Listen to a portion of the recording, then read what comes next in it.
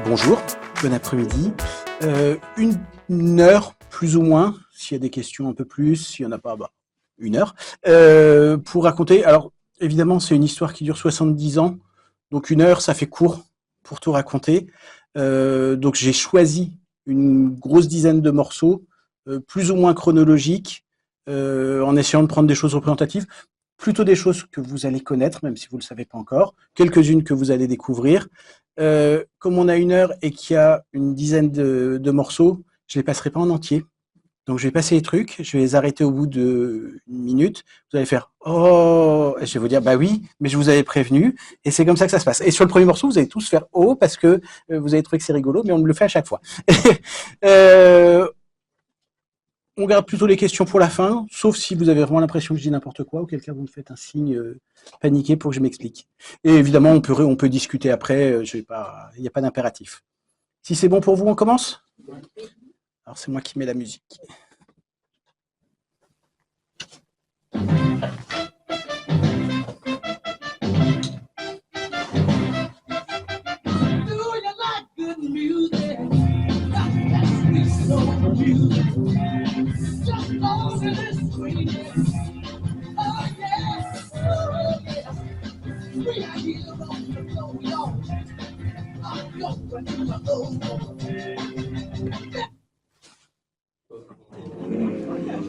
Voilà, on l'a fait une fois, on est tranquille.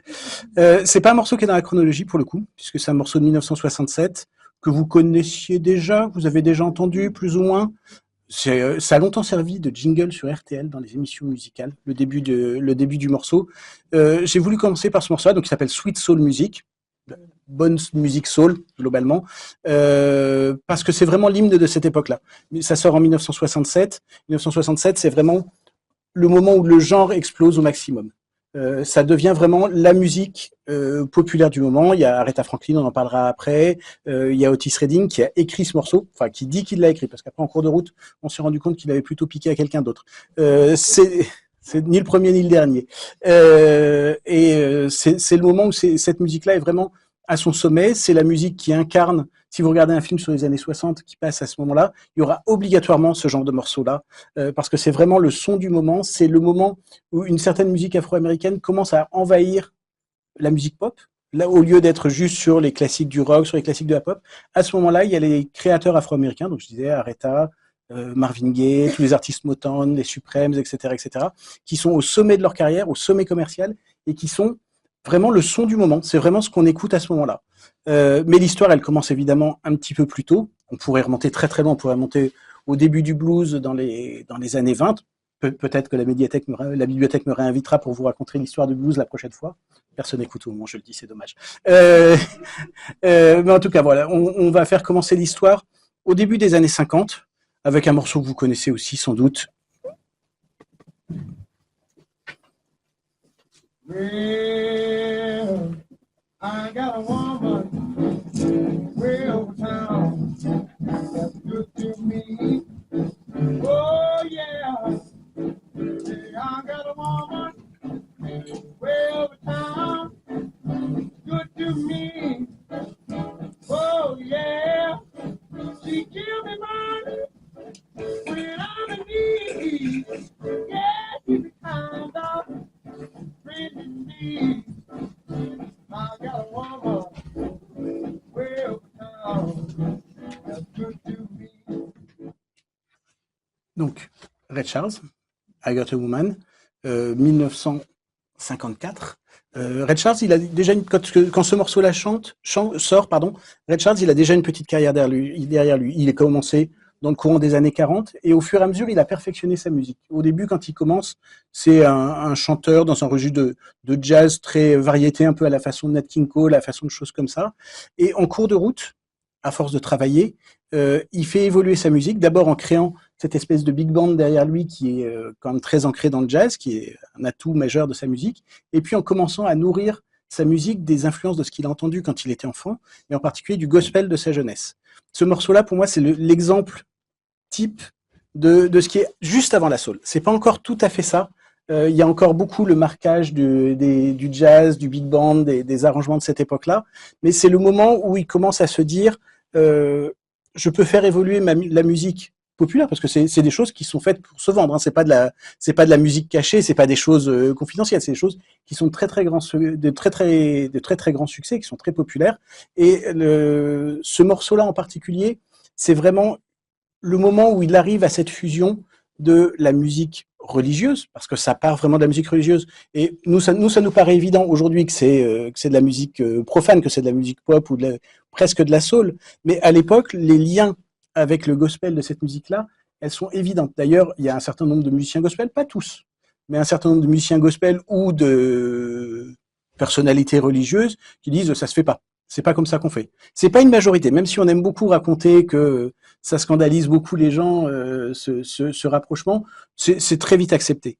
Dans les communautés religieuses afro-américaines d'une façon générale et américaines de façon générale, il y a deux façons de voir ces choses-là. Il y a les gens pour qui il y a la musique de Dieu et la musique du diable et on ne peut pas mélanger les deux. C'est le cas d'une partie des choses peut-être les plus fondamentalistes dans ce domaine-là. Et là, ces gens-là, ils n'acceptent pas cette musique-là. Mais il y a aussi toute une autre partie de la population, y compris très religieuse, qui explique que le diable n'a pas de musique. Et que donc toutes les musiques, quelles qu'elles soient, elles sont à la fois séculières et religieuses. Quelqu'un comme le papa d'Aretha Franklin, qui est un pasteur, il a toujours eu cette théorie-là. Il a toujours dit il y a aucune rupture entre la musique religieuse et la musique populaire, puisque le diable n'a pas de musique. Donc, ce moment-là, ce moment au tout début des années 50, avec Ray Charles vraiment comme figure qui incarne cette transition, c'est le moment où des éléments de la musique religieuse, en particulier la façon de chanter, infusent la musique populaire et en fait autre chose. Il y a une deuxième rupture qui est liée à Ray Charles, c'est le fait que cette musique est quand même très très excitante. Quand on écoute le reste de la pop des années 50 à l'époque, on est quand même sur des choses beaucoup plus de la variété, très oubliées d'ailleurs, hein, des choses très très basiques. Et d'un seul coup, les jeunes de l'époque découvrent cette musique-là. C'est pareil en France d'ailleurs, hein, pour les adolescents des années 50. C'est le moment où on découvre qu'on peut s'éloigner de la musique de variété qui passe sur les radios, qui passe dans ces endroits-là, et qu'il y a un secret dans cette musique afro-américaine qui est un niveau d'excitation très supérieur à ce qui s'écoute simultanément. Les années 50, les grandes vedettes, c'est des gens comme Lynn Renaud, comme des choses comme ça. Quand vous avez écouté Lynn Renaud, et vous avez pu beaucoup aimer Lynn Renaud, mais qu'un jour on vous présenterait Charles, c'est quand même un peu autre chose. Et si vous avez 14 ans à l'époque, c'est vraiment très fortement autre chose. Donc il y a une vraie rupture à ce moment-là, et on ne peut pas retracer l'histoire des droits civiques aux États-Unis sans tenir compte de ce truc-là. C'est-à-dire que ce moment où le public ado, blanc comme afro-américain, découvre qu'il aime la même musique, et en particulier chez les blancs, puisqu'il y a une tentative de l'industrie de donner des versions plus acceptables de ces morceaux-là en les faisant chanter par des chanteurs un peu plus conformes à ce qui est habituel. Et ça marche pas, bien entendu. C'est les originaux qui marchent. Pour moi, c'est une des grandes ruptures, même, on est bien d'accord, ça n'est que de la musique. Mais politiquement, ça prend un sens très particulier puisque c'est un moment où on se retrouve à faire la fête ensemble. Ça change pas tout, mais c'est une étape importante. La soul, pour moi, elle arrive un tout petit peu plus tard, mais ça peut être discuté, hein, c'est un sujet de débat. Elle arrive avec ça. Darling, you sent me. I know you sent me. Darling, you sent me. Honest you do, honest you do, honest you do. Whoa, you thrill me. I know you thrill me. Darling, you. Est-ce que c'est évident pour tout le monde, ça? Peut-être un peu moins? Oui, si.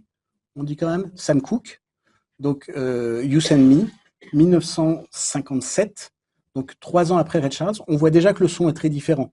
Il y a un côté beaucoup plus harmonieux, beaucoup plus séducteur. Et puis, le thème est beaucoup plus, comment dire, c'est plus romantique, c'est plus I Got a Woman, c'est quand même c'est encore un peu de la musique pour adultes. Là, on cible les ados, qui sont ceux qui vont commencer à partir des années 50 à définir les goûts musicaux collectifs, puisque bien entendu, même si on le regrette de temps en temps, c'est les enfants et les ados qui décident ce qu'on écoute tous collectivement. C'est le son de l'époque, c'est toujours le son des ados. Et Sam Cooke est un des premiers à vraiment réussir cette fusion, c'est-à-dire à enlever les aspérités liées à l'histoire du jazz. D'ailleurs, c'est plus un big band, c'est plus toutes ces choses-là derrière. Il y a encore un peu des chœurs derrière qui disparaîtront très très vite, mais Sam Cooke, c'est vraiment le premier à faire cette musique très très séduisante. Lui-même est un très joli garçon, donc il a un très grand succès. Il passe très très bien à la télé, plus que Ray Charles. Ray Charles, il a toujours été un peu bizarre, avec, en plus il met des costumes, etc. Sam Cooke, il est beaucoup plus cool, il est beaucoup plus décontracté. C'est un des premiers à séduire le grand public, d'une façon générale, avec sa musique, sans que ce soit complètement une musique de compromis. Ça reste quand même ancré dans l'héritage afro-américain. D'ailleurs, Sam Cooke est un chanteur de gospel à l'origine. Tout le début de sa carrière se fait avec un groupe qui s'appelle les Soul Stirrers. D'ailleurs, c'est vachement bien. Je suis sûr qu'il y a peut-être des disques dans la collection. Et lui, il a fait tout son apprentissage dans le gospel. Et puis, à un moment, il s'est rendu compte quand même que, certes, le gospel, c'est super. Je suis pas d'avis sur son lien personnel à la religion, mais le gospel, c'est super. Mais là où il y a des sous à faire, c'est dans la musique séculière. Donc, il est ni le premier, ni le dernier à faire cette transition, à s'inspirer des musiques qu'il a entendues dans sa jeunesse et qu'il connaît vraiment bien, parce qu'il a vraiment fait une longue carrière dans le gospel pour aller faire des choses qui se vendent un petit peu plus. Alors son histoire, elle est, je ne sais pas si vous la connaissez un tout petit peu, son histoire, elle est tragique puisque quelques années après, il meurt dans des conditions un peu bizarres. En fait, euh, il se fait abattre, pour résumer, par la propriétaire d'une espèce de motel où il s'est réfugié avec une dame qui n'est pas tout à fait son épouse. Et bon, c'est une fin qui est pas très très gaie. Il attend d'écrire plein de chansons entre temps et il est vraiment devenu la figure charismatique du genre. C'est vraiment un des grands passeurs, peut-être un peu oublié aujourd'hui, mais ça reviendra, c'est comme tout. Il y a un livre qui est sorti sur lui il n'y a pas très longtemps.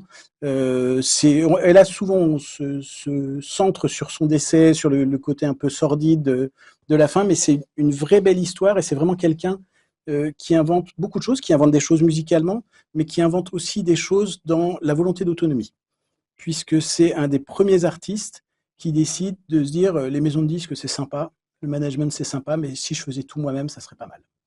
C'est-à-dire qu'il monte sa maison de disques, il écrit ses morceaux, il arrange, ou en tout cas il travaille avec des gens qui sont très très proches, mais surtout, il est un des premiers à décider que revendiquer l'autonomie, dans un moment aussi où c'est encore la lutte pour les droits civiques, revendiquer des choses, c'est important, mais il y a aussi cette volonté de mettre en œuvre personnellement, dans sa carrière, cette autonomie, et ça passe par alors des relations avec des maisons de disques qui sont obligées d'acheter ces disques au lieu de se contenter de le salarier, etc. Donc, il construit une autonomie. Sa carrière, elle est interrompue un peu trop tôt pour qu'on puisse savoir ce que ça aurait donné, comment il aurait pu inventer la suite, mais c'est un personnage très très important et il est très admiré par ses collègues musiciens pour sa musique, le côté innovateur de ce qu'il fait. Il est auteur d'un des grands hymnes des droits civiques qui est Change is Gonna Come, que vous avez obligatoirement entendu, on ne peut pas tout passer.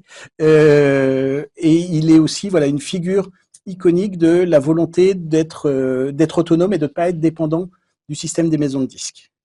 Tout ça, ce qu'on a entendu pour l'instant, Ray Charles et Sam Cooke, c'est des choses qui se passent dans le nord des États-Unis. Le nord qui politiquement est plus avancé, où la ségrégation est moins marquée, où il y a une certaine forme de cohabitation entre les communautés qui fait que les choses se fassent de façon un peu plus positive.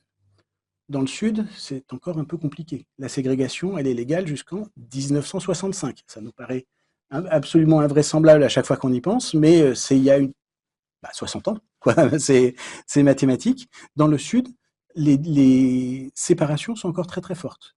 Les communautés ne se mélangent pas. Il y a quasiment des villes monocolores, et quand c'est pas la ville, c'est au moins les quartiers qui sont monocolores. Mais en parallèle, les ingrédients de la soul, en particulier le gospel, viennent de là-bas.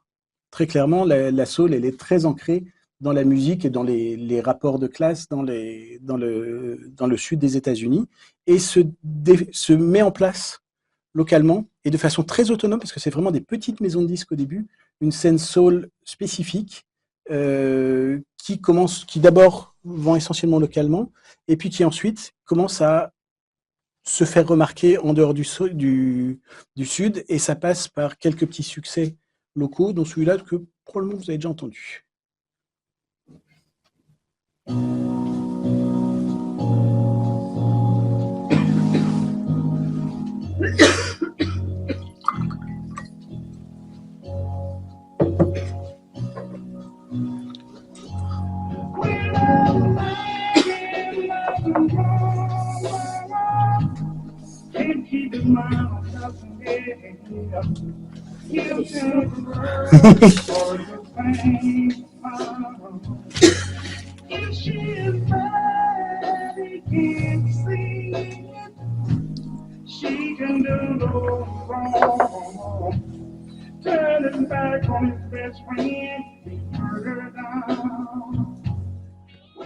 Ah non, désolé. Je sais qu'on était commencé à être dedans. Là aussi, c'est un moment significatif, puisque c'est vraiment la première fois que la soul sudiste, avec ce qu'elle représente, qui est portée essentiellement par des musiciens et des interprètes afro-américains, même si en fait, il y a un rôle important des Blancs dans les orchestres, dans les maisons de disques, ça reste toujours le cas. Mais en tout cas, c'est des produits qui restent locaux, c'est-à-dire qu'ils n'entrent pas dans le système des grandes maisons de disques de New York qui dominaient le marché jusqu'ici. Il y a vraiment l'émergence d'une scène autonome qui respecte pas complètement les critères habituels de la musique où ce sont les producteurs qui décident tout. C'est vraiment un endroit où s'invente une musique en autonomie avec un goût vocalement, vous avez vu comme la différence entre ce que j'ai passé avant et ce que je viens de passer là. C'est comme très très exacerbé, c'est très spectaculaire. On retrouve justement ces éléments de gospel qui avaient été peut-être un peu gommés dans les morceaux précédents pour avoir des choses qui sont vraiment très émotionnelles. C'est vraiment très intense. Soul en anglais, vous le savez sans doute, ça veut dire l'âme, c'est les musiques de l'âme. Et là, pour moi, c'est vraiment un des sommets de cette incarnation-là. C'est-à-dire qu'on parle de grandes déclarations, on parle de sentiments. On parle de sentiments. Quelqu'un disait, c'est un slow, et en effet, on est dans les grands débuts des grandes chansons d'amour très très intenses, très très romantiques, très exacerbées, peut-être presque trop. Si vous traduisez les paroles, vous allez vous dire, c'est peut-être un peu too much. On aime bien les comédies romantiques, mais il y a peut-être une limite. Mais mis en scène de cette façon-là, incarné de cette façon-là, ça prend un pouvoir particulier, ça prend un pouvoir d'interprétation particulier. Et là aussi, alors qu'on parle vraiment de musique qui vient de communautés très minoritaires, vraiment le sud des États-Unis, ça c'est enregistré vraiment dans le fin fond de l'Alabama, des endroits où on hésiterait à aller, même aujourd'hui, enfin, qui sont vraiment des endroits très très perdus, très ruraux, et qui réussissent à construire quelque chose qui devient universel, qui finit par dépasser très largement la communauté d'origine et le lieu d'où c'est né, pour devenir vraiment une musique populaire partagée par le maximum de monde. C'est une étape très importante et c'est le moment aussi où émerge la multitude de petits labels qui, dans les années 60 en particulier, feront la vivacité de la soul. On pourrait faire toute une histoire autour des années 60, de la soul des années 60 dans le sud des États-Unis. Quasiment sur 4 ou 5 années, je pourrais sans aucun problème vous trouver 10 morceaux à écouter. C'est pas possible parce que c'est pas la commande, il faut qu'on raconte un peu tout. Mais c'est un moment où il y a une exubérance créative chez des gens qui sont pas censés être dans les codes. C'est-à-dire, c'est pas des musiciens formés, c'est pas des gens qui ont fait l'apprentissage. Percy Sledge, avant d'enregistrer When a Man Loves a Woman, il est brancardier dans un hôpital. C'est pas du tout des gens qui ont qui étaient censés devenir des vedettes. D'ailleurs, il n'est pas devenu tant une vedette, il n'a pas eu tant de grands succès après celui-là. Il en a eu d'autres, mais pas à ce moment-là. Il est toujours resté très attaché à cette chanson-là, sans réussir à en sortir. D'ailleurs, il passait relativement régulièrement en France avant son décès. Et évidemment, c'était à chaque fois la dernière chanson du spectacle. Et il l'a prolongé très très long. Les paroles sont pas très longues, donc il la faisait plusieurs fois de suite, enfin, pour laisser du temps, parce que de toute façon, honnêtement, on attendait tous cette chanson-là en particulier. Donc il a vraiment, c'est vraiment une chanson qui incarne un moment particulier, qui est le moment où cette musique-là, cette musique qui vient du Sud, qui est bien peut-être un peu de population pas si favorisée que ça, réussit à atteindre l'universel. Mais dans les années 60, il y a une personne qui incarne la soul à elle toute seule,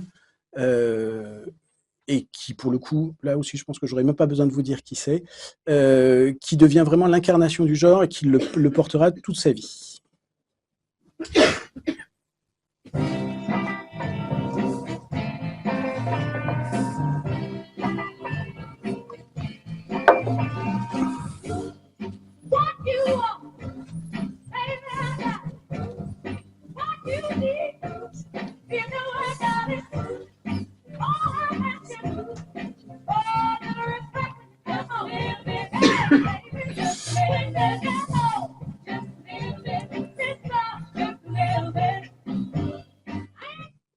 peut pas faire plus long, mais ça, celui-là, vous aurez pas de mal à l'entendre ailleurs.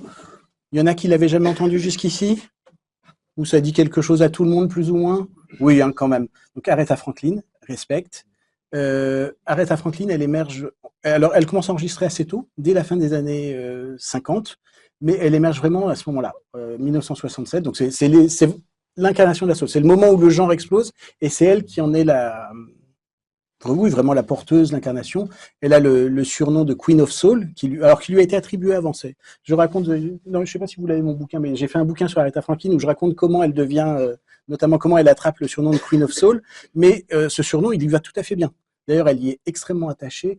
Il y a une anecdote qui est un peu embarrassante pour elle. C'est dans les années 2000, il y a une émission, ça doit être les Grammy, des émissions musicales très populaires aux États-Unis, et il y a Tina Turner qui est invitée.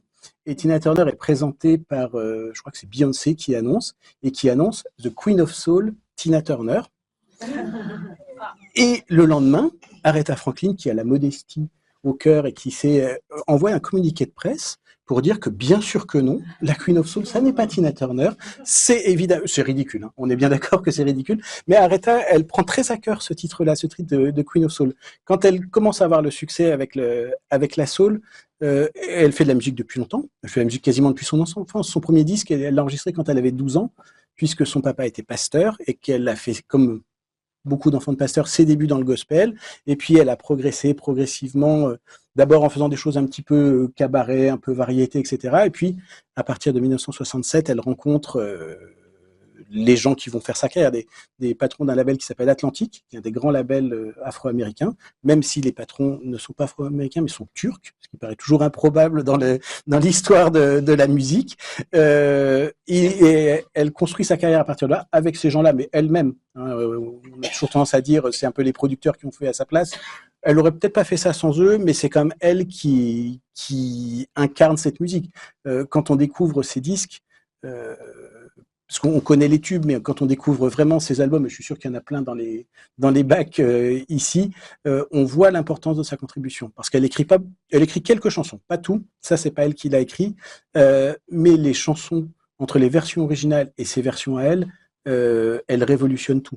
C'est elle qui écrit les chœurs, c'est elle qui joue du piano, parce qu'on la voit toujours chanteuse, mais c'est aussi une joueuse de piano, et c'est elle qui incarne cette musique-là. Et très très vite, elle se montre à la hauteur de cette réputation de Queen of Soul.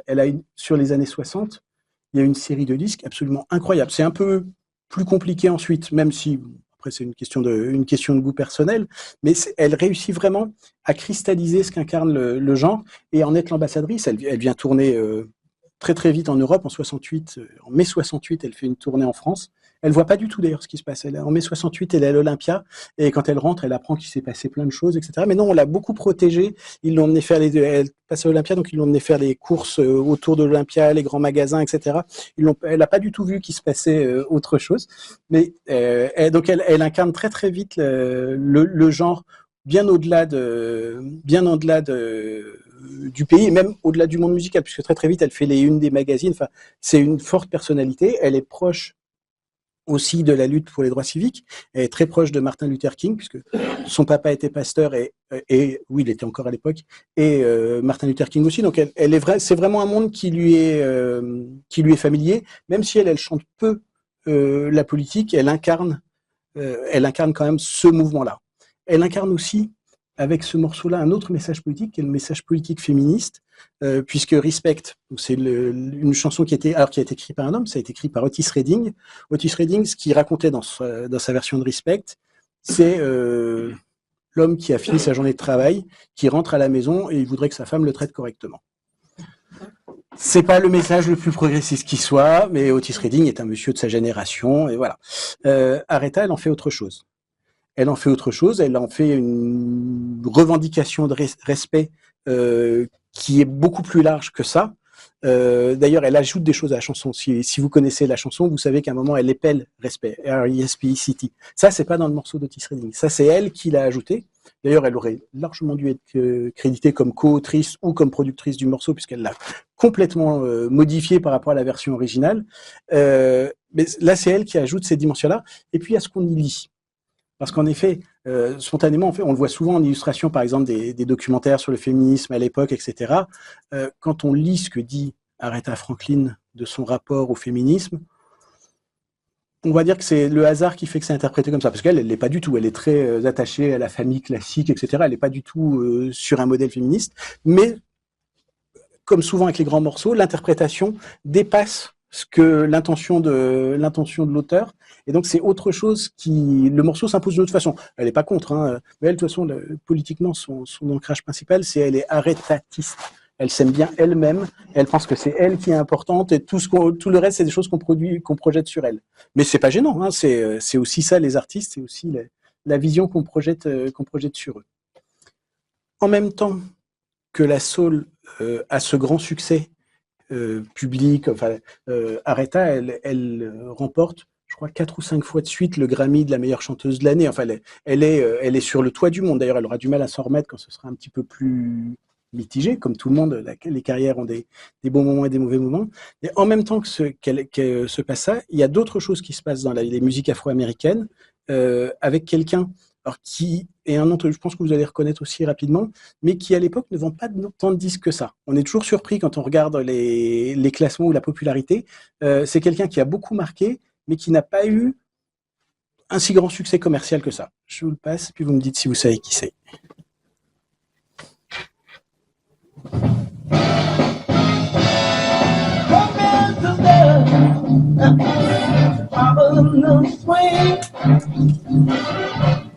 And you hear the thoughts doing a thing.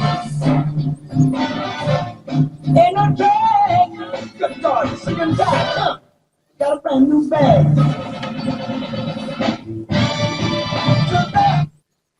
Moi, ça me fait quoi? James Brown. James Brown. Marvin Gaye, on y arrive. Alors, c'est un truc avec un arrangement de big band. Donc, c'est pas tout à fait la version originale. La version originale est beaucoup plus sèche, on va dire. Donc, oui, en effet, il y a ce genre de choses. Il y a des éléments qui viennent de partout. Donc, James Brown, en effet, qui, là aussi, quand il sort ce morceau-là, ça fait quasiment 10 ans qu'il fait carrière. Mais ce morceau, c'est le moment où il décide de casser les codes, en fait. Le morceau s'appelle Papa's Got a Brand New Bag. Donc, si on traduit, ça veut dire, vraiment, le type a une nouvelle valise. Ce qui ne veut pas dire grand-chose. Sauf que c'est de l'argot d'époque et le bag, c'est le centre d'intérêt, etc. Et en fait, le nouveau truc qu'il est en train de revendiquer, c'est la chanson elle-même. C'est-à-dire que ça fait des années qu'il chante du rhythm and blues, de la soul, avec un succès mitigé. Il est essentiellement connu du public afro-américain pendant très très longtemps. Il passe pas du tout, j'allais dire, la barrière de couleur qui est quand même très forte aux États-Unis. Il passe pas à la télé, il passe que dans des salles quasi spécifiquement afro-américaines. Et là, c'est le moment où il commence. Ça fait 10 ans qu'il chante, hein, ça fait 10 ans qu'il travaille. Il commence à intéresser au-delà de sa communauté d'origine. Le début, c'est un truc incroyable qu'on trouve d'ailleurs facilement sur YouTube si vous voulez regarder, parce que c'est quand même très impressionnant. Il participe à un film qui est un film de concert qui est tourné où il y a un peu tout le monde. Il y a Marvin Gaye, justement, on en parlait. Il y a les Supremes. Il y a les vedettes du film, c'est les Rolling Stones. Et lui, il a été invité. Alors, c'est un des rares invités pas très connus. Et en fait, au lieu de faire venir tout simplement et de faire ces 2 chansons comme tout le monde pour le film qui est un truc qui est diffusé au cinéma, mais qui est vraiment un film de concert, il vient avec son orchestre au complet et il fait un quart d'heure qui est une réduction de son spectacle habituel. Donc, il fait tous les grands numéros, il tombe par terre. C'est difficile à résumer. Il fait semblant d'avoir une crise cardiaque à un moment. On vient de relever. Enfin, il danse, évidemment, il danse de façon extrêmement spectaculaire. Personne n'a jamais vu ça. En tout cas, dans le grand public. Le public afro-américain le voit quasiment tous les 6 mois parce qu'il tourne, il fait 350 concerts par an. Enfin, les gens le connaissent dans sa communauté, mais le grand public ne le connaît pas, il l'a quasiment jamais vu à la télé. Et donc, c'est un des grands chocs. Et dans la foulée, il sort cette chanson-là qui devient un de ses plus grands succès et qui indique l'une des prochaines voies de la soul. On n'ira pas beaucoup plus loin, c'est ce qu'on appelle le funk. On n'ira pas beaucoup plus loin là-dessus parce que ça fait déjà une demi-heure qu'on parle et il va bien falloir qu'on s'arrête à un moment ou à un autre. Vous me réinviterez une prochaine fois pour faire ça. C'est tout un programme qui est en train de se mettre en place. Et voilà, c'est un moment où une autre version de la soul s'invente, très orientée vers la danse, très orientée vers vers la danse et le côté un peu adulte aussi. C'est pas complètement de la musique pour enfants non plus. Et c'est une des alternatives qui s'invente. il y a autre chose qui va se passer dans la soul quelques années plus tard. Eh ben, je vais vous le passer tout de suite. Ça aussi, normalement, vous connaissez.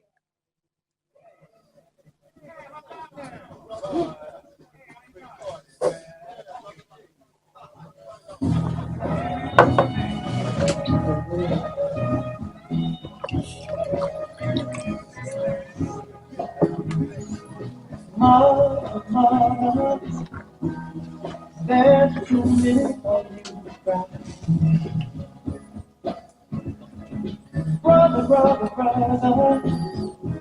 There's far too many of you dying. You know to bring some love here today. Alors aussi, il faut arrêter, même si on n'a pas obligatoirement envie. Marvin Gaye, What's Going On. Donc là, c'est le début des années 70, 1971. C'est une vraie révolution. Pareil, ça fait partie des disques qui sont devenus tellement évidents aujourd'hui qu'on l'entend. Je ne vais pas dire on l'entend tout le temps, mais c'est des choses qu'on peut entendre régulièrement. Vous pouvez faire vos courses et entendre d'un seul coup What's Going On derrière, et vous y ferez pas attention. Ce dont on se rend plus compte aujourd'hui, d'une part, c'est que c'est très innovant musicalement, techniquement, et ça, c'est un autre sujet, mais surtout, c'est le moment où la soul décide de s'éloigner des chansons d'amour. Tout ce qu'on a écouté jusqu'ici, You Send Me, même Respect dans une certaine mesure, ça reste quand même des petites chansons, c'est pas des grands sujets. Et là, d'un seul coup, on a quelqu'un qui est déjà une grande vedette établie, qui décide de faire un disque totalement différent, dans lequel il parle du monde qui l'entoure. Alors, la guerre du Vietnam, évidemment, on est en 1971, mais aussi l'écologie, mais aussi la vie en ville, etc. C'est un disque extrêmement ambitieux. C'est tout un album, mais ça, c'est la chanson-titre. Souvent, les gens se trompent quand ils marquent le titre du morceau, parce qu'ils rajoutent un point d'interrogation. C'est What's Going On? Qu'est-ce qui se passe? Mais c'est pas ça le titre de la chanson. C'est What's Going On sans point d'interrogation. C'est-à-dire que la chanson, elle raconte ce qui se passe. C'est extrêmement prétentieux et arrogant de se dire, voilà, mon disque, ça va être une façon de vous raconter le monde autour de vous. Mais c'est ça l'ambition de Marvin Gaye. C'est un texte qui est nourri de son expérience personnelle, qui est nourri de l'expérience de ce qu'il a entendu autour de lui. Il a un frère qui a été faire la guerre au Vietnam, qui lui a raconté, et le disque, il est nourri de ces choses-là. Il est vraiment nourri d'une vision du monde. Alors, il a du mal à le publier, parce que le patron de sa maison de disques, donc il y a un monsieur qui s'appelle Berry Gordy, sa maison de disques c'est Motown, sa maison de disques des Supremes, sa maison de disques de Martha Reeves, sa maison de disques de Stevie Wonder. Ils ont fait quelques trucs un peu politiques, en particulier ils publient en 33 tours les discours de Martin Luther King, mais ce qui sort en 45 tours, c'est quand même fait pour faire danser les gens, c'est quand même fait pour vendre des disques à des adolescents. Et ça, c'est autre chose. Et donc, il refuse pendant un certain temps. Donc, il y a tout un feuilleton pendant plusieurs mois entre Marvin Gaye et son label, où lui dit, c'est ça ma prochaine chanson, et je ne vous donnerai rien d'autre. Et le label qui essaye de sortir en catastrophe des 45 tours qu'ils ont en stock depuis des années, qui publie un best-of, etc., en disant, non, c'est ça. Nous, ça nous intéresse pas ton truc. Donc ça prend un certain temps avant que ce soit publié. Mais alors Berry Gordy reconnaîtra assez rapidement son erreur, puisque le 45 tours sort presque sans son accord. Il sait quand même un petit peu, pas être naïf là-dessus, mais c'est plutôt son entourage, c'est plutôt les cadres du label qui disent non, mais ça c'est important, il faut en faire quelque chose. Évidemment, la blague, c'est que ça marche énormément, et que Berry Gordy revient pas tout à fait à genoux, mais pas loin, en disant ça serait bien de faire un album complet maintenant, parce que le 45 tours, c'est bien, mais il faudrait l'album. Et Marvin Gaye fait attendre et en profite pour renégocier, parce que pas de naïveté non plus là-dedans, pour renégocier un contrat plus favorable avec son label. Mais c'est vraiment... Alors, il y a d'autres morceaux de soul consciente. Avant lui, il y a des choses chez Curtis Mayfield, en particulier chez les Impressions, mais c'est vraiment le moment qui marque la rupture et qui autorise aussi une certaine forme de musique populaire à parler de politique, parce que c'est vraiment un morceau, même si je vous dis, on est tellement habitué à l'entendre un peu en bruit de fond qu'on se rend plus obligatoirement compte, c'est un vrai morceau politique qui parle de choses extrêmement contemporaines et qui sont pas si évidentes que ça à l'époque. On va faire un grand saut dans le temps de 7 ans, puisque donc Marvin Gaye ouvre vraiment l'époque de la soul des années 70. Il y a plein de choses. Il y a plein de choses qui s'inventent. Mais comme toutes les musiques, elle évolue. Et elle évolue dans un sens peut-être un peu inattendu, puisqu'elle va revenir vers quelque chose qui est plus une musique de danse une musique légère, mais ça n'a pas, il n'y a pas de jugement de ma part là-dedans. Et ça prend par exemple cette forme-là que vous connaissez aussi.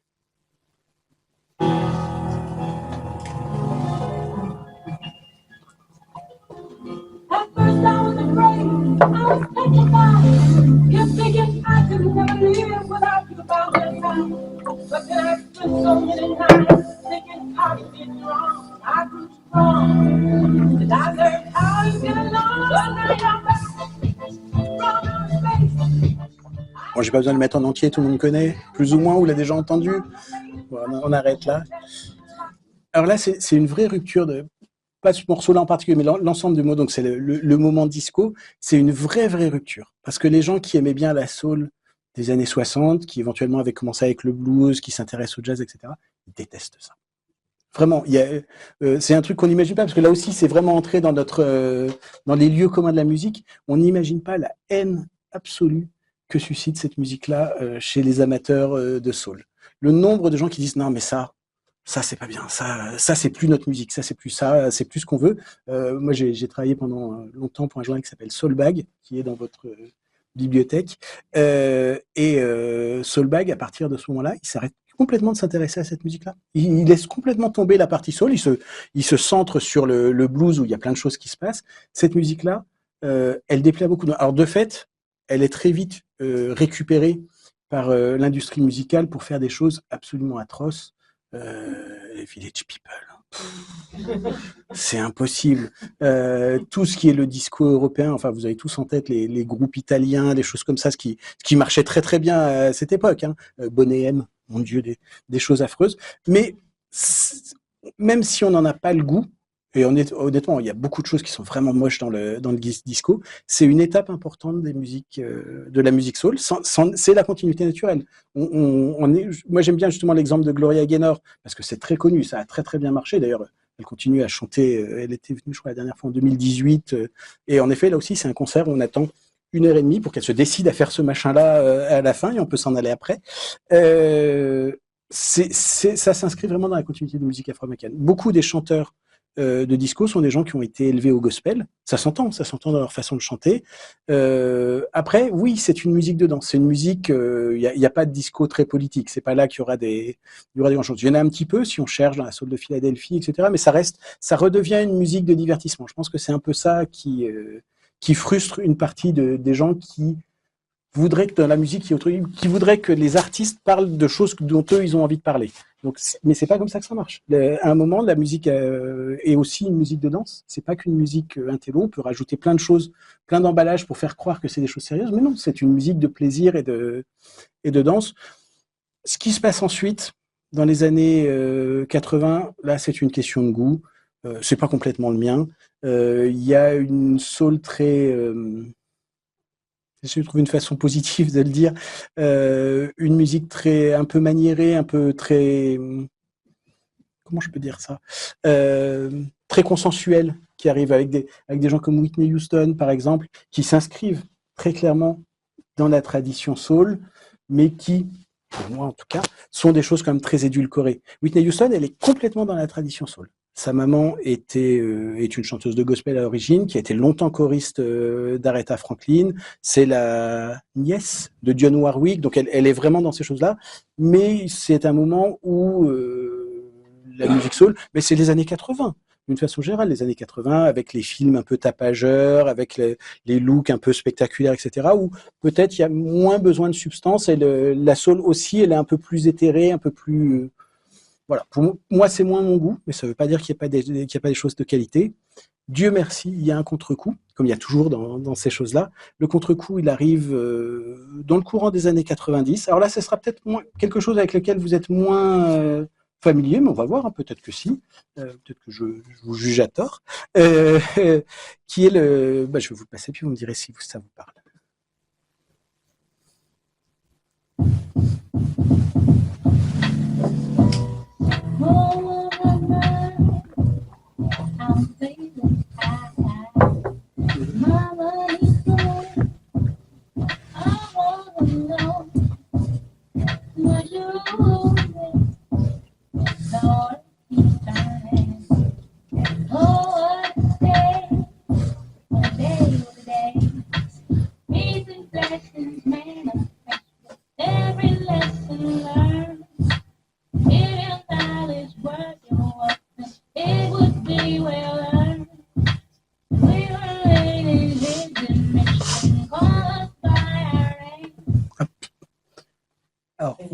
Erykah Badu. La house?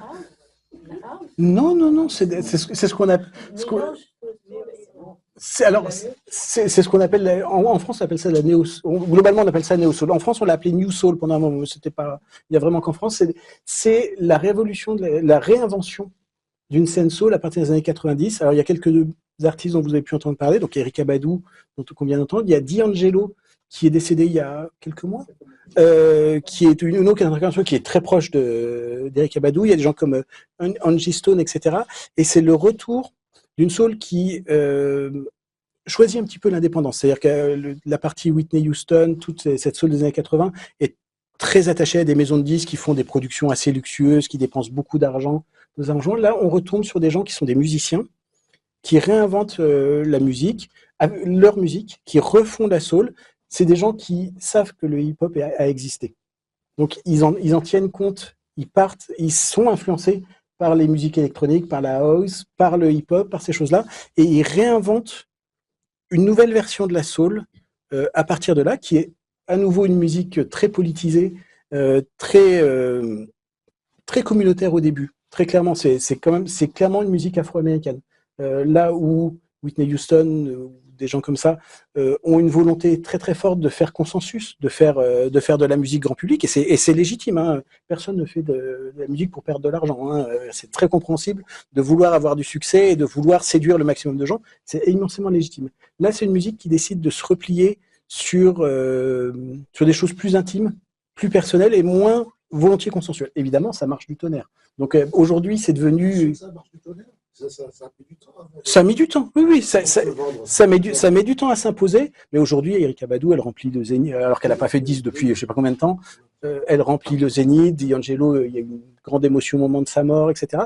Mais oui, ça prend du temps, parce que c'est revenu un petit peu aux racines indépendantes du truc. C'est moins facilement accessible. Là aussi, les amateurs de soul, il leur faut, pour certains, un certain temps pour s'y mettre. C'est une des musiques. Moi, je suis assez amateur de ce genre-là. Mais c'est une des musiques où il y a des lignes de fracture dans les amateurs. Il y a des gens qui disent « jusque-là, ça me va, mais ça me va plus. » Parce que c'est probablement un peu trop brut. Enfin, il y a le passage à l'électronique. Très clairement, il y a des gens pour qui on fait pas ça. On s'arrête avant l'arrivée des machines, où on reste vraiment sur une musique très organique, où s'il n'y a pas basse, batterie, cuivre, etc., ça n'en est pas. Donc c'est une musique qui est moins consensuelle, mais qui a fini par séduire un public. D'abord parce que maintenant tout ça date quand même de 97, ça fait 30 ans.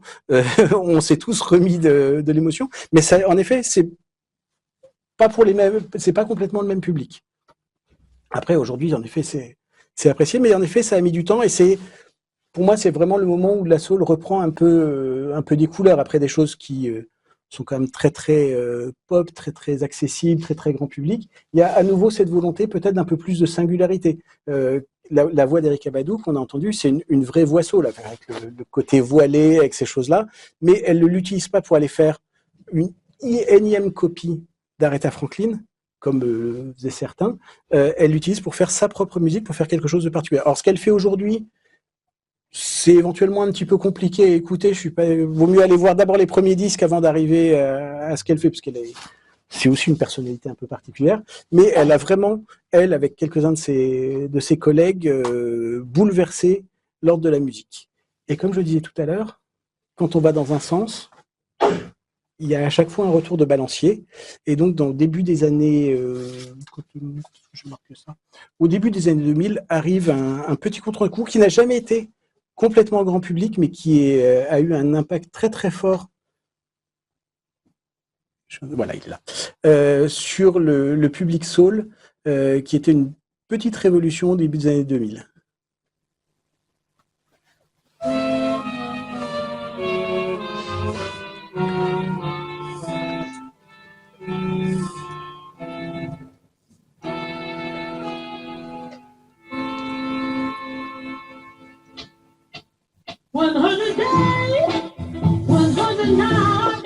No man's heart. 100 days, 100 nights, no man's heart.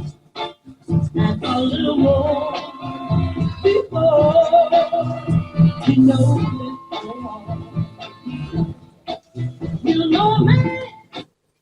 Alors là, sauf toi. Ça dit quelque chose à quelqu'un? Vous l'avez déjà entendu? Un petit peu? Oui, non, pas plus que ça, globalement. Donc, Sharon Jones and the Dap Kings. Donc, Sharon Jones, une chanteuse avec un groupe qui s'appelle les Dap Kings, qui était un groupe, c'est un groupe de studio. Tout ça est parti d'un studio new-yorkais de gens qui étaient des grands fans de musique des années 60. On voit très bien combien ça se rattache à ce qu'on a entendu avant, combien c'est pas une copie parce que c'est pas tout à fait la même chose, mais combien c'est influencé par ces choses-là, combien le chant de Sharon Jones, il va chercher chez Aretha Franklin, il va chercher chez les chanteurs de cette époque-là. Donc à l'origine, c'est même un peu particulier, c'est presque un musée. C'est des gens qui vont rechercher le matériel d'époque et qui essayent de refaire des disques entre guillemets à l'ancienne. Alors, de façon plus ou moins créative. Là, pour moi, c'est une maison de disques qui s'appelle Daptone, qui se lance à New York et qui part vraiment avec cette idée de ressusciter la soul de l'époque. Ils sont parmi les premiers à ressortir des 45 tours. Un des grands plaisirs de l'époque, c'est d'aller voir ces gens-là en concert et d'acheter des 45 tours. Et ils tentent de relancer, mais sans faire des copies. C'est pas des reprises, c'est pas exactement la même chose. Ils essayent de reconvoquer ces sons historiques. Ça marche très très bien au début des années 2000. Et puis en fait, ils ont une malchance absolue, c'est que Sharon Jones, elle décède bien trop tôt et que donc ils n'ont pas complètement retrouvé la tête d'affiche pour incarner ça. Ces disques sont super. J'ai vu qu'il y en avait un sur la table, le premier qui arrivera pourra le prendre pour l'écouter. Et c'est cette volonté d'avoir une soul un peu à l'ancienne, qui se réinvente, qui réussit à faire revivre le genre. Il y a des gens qui viennent le décliner un petit peu partout. Pour le coup, il y a des groupes dans ce genre-là qui s'inventent un peu partout. Chez nous, il y a un type comme Ben l'Oncle Soul. Il est déjà oublié, le pauvre homme, qui essaye de faire ces choses-là. Enfin, il y a tout un mouvement qui se fait sur une soul à l'ancienne, qui vient un peu boucler avec toute l'histoire, et arrivera aussi la réaction dans l'autre sens dans quelques temps, qui reviendra avec des choses électroniques. C'est ça que je trouve chouette dans cette histoire-là, c'est que à la fois il y a rien qui se réinvente et tout se réinvente à chaque fois. On peut inventer. Quand on écoute Aretha Franklin sur la durée de sa carrière, elle a tout fait. Alors elle a commencé tôt, hein, bien entendu, elle a commencé à la fin des années 50, elle a commencé par le gospel, elle est arrivée à la soul classique qu'on a vu maintenant. Dans les années 80, elle a fait la musique, le son soul des années 80, et elle a poursuivi jusqu'à la fin de sa carrière, quasiment jusqu'à sa mort, y compris dans la soul contemporaine, un peu sur le modèle de ce qu'on a entendu avec Erykah Badu. Elle a fait une chanson qui est absolument magnifique, qu'elle a enregistrée avec quelqu'un qui s'appelle Lauryn Hill, qui était chanteuse et rappeuse dans un groupe qui s'appelle les Fugees, donc qui était quand même vraiment quelque chose de très très contemporain. Aretha, elle incarne vraiment la capacité de traverser les genres et en restant fidèle à elle-même. Alors, on aime plus ou moins certaines périodes de sa carrière. Si vous prenez des disques des années 80, sauf si vous aimez vraiment beaucoup les synthés, vous aurez un petit peu de mal. Mais elle est toujours restée contemporaine, elle a toujours cherché à être contemporaine. Et je crois que c'est un des charmes du genre, c'est la capacité à être toujours contemporain, en fait, quelle que soit la période, à se réinventer, à avoir des choses à dire sur son époque et à les dire en musique. Pour finir, on va justement finir sur Sharon Jones. Alors, elle n'a pas beaucoup de disques puisqu'elle a une carrière courte, mais tout est très très chouette. Et donc, pour finir, un morceau récent, 2023, et qui, quand je l'ai choisi, honnêtement, je ne pensais pas qu'il serait à ce point pertinent. C'est un groupe qui s'appelle Duran Jones and the Indications, qui est un groupe qui est toujours actif. Je crois qu'il joue à Paris le 14 février pour la Saint-Valentin. Et le morceau s'appelle Morning in America.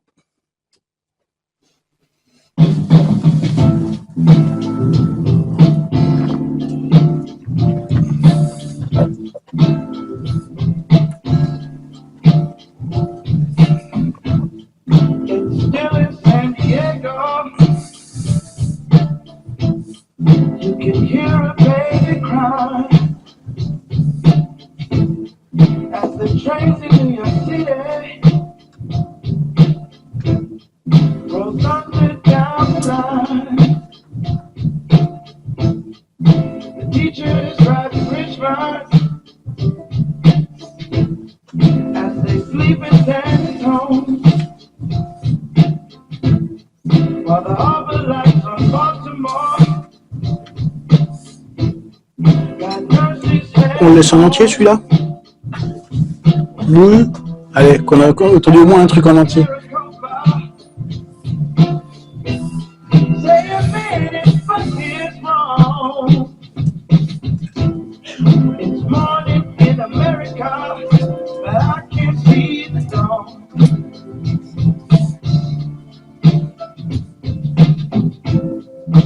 Congressmen in Washington receive their briefing proof while headed to the hotline in a Detroit County school. And I think of my grandmother, how she told me to be strong. It's morning in America, but I can't see the dawn.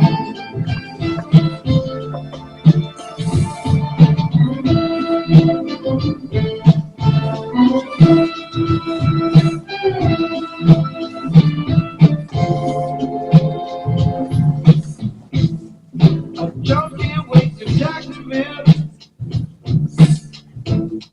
prescription for the pain. That's what the doctor ordered. Come screaming through the pain. And in towns across the country, it's color that divide. When it's working many ladies, we can find our color side.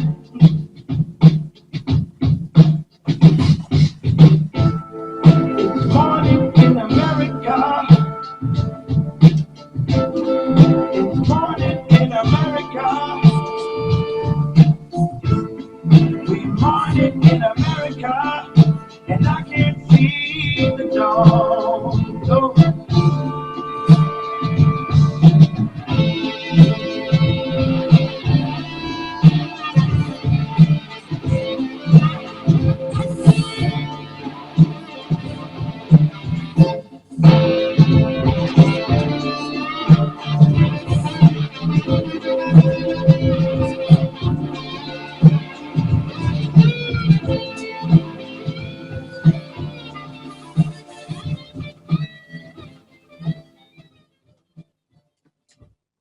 Ouais, je trouve que c'était une belle façon de finir, parce que c'est vraiment un morceau qui incarne, je crois, à peu près tout ce que je vous ai raconté depuis le début.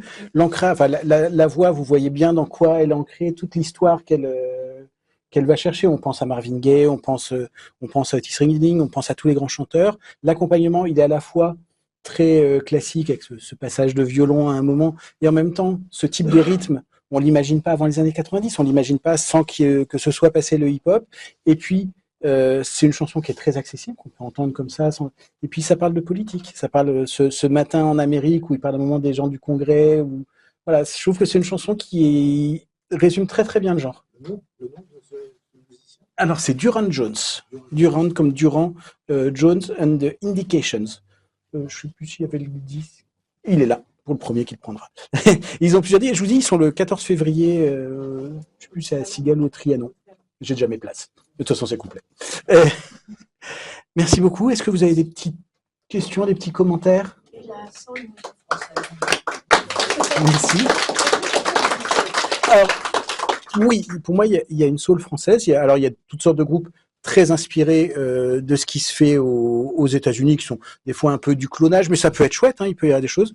Mais il y a aussi des artistes qui ont exploré une déclinaison française de la soul à leur façon, avec d'autres références. Moi, je pense en particulier à Nino Ferrer, qui est, il le chante dans certains morceaux, mais qui s'est beaucoup inspiré de ces choses-là, mais en le faisant à sa façon, avec sa façon d'écrire le français en particulier, qui lui évite justement les clichés, parce que quand on entend des reprises de trucs soul par des chanteurs français, c'est souvent un petit peu difficile parce que c'est pas la même musique de la langue. Claude François, par exemple, a repris plein de choses de chez Motown et il n'y a aucun de ces morceaux qui est comparable aux originaux. Enfin, c'est très très bien si ça a permis à des gens de découvrir, mais tandis que Nino Ferrer, il réussit vraiment, il me semble, par son écriture, par sa façon de mettre les mots à faire quelque chose de spécifiquement français, mais qui est cohérent avec tout ça. C'est comment ça se prononce? The Isley Brothers? The Isley Brothers? Hailey Brothers, ouais. The Isley Brothers? Ouais. Mais en fait, Ronald Hailey Ouais. a traversé toutes les époques.